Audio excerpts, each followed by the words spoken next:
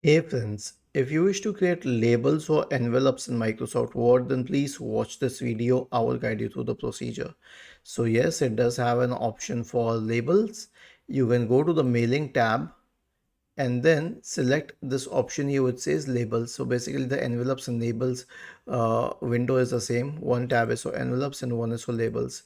So you can enter the address and everything here, like I can just mention test address here, or you can mention whatever you want to use as the address, or you can simply check use the return address, in which case it will pick the address from the envelope itself. Okay, so that is your choice, and then you can select whether you want a single label, a single row or column, or the full page of the label, and then you can print it, or you can also change the e-postage properties, or you can go to options and then select the tray and the feeders and the label vendors and everything. Okay, was this helpful? If yes, then please subscribe to the channel. If not, then let us know in the comment section of the video on how we could help you further.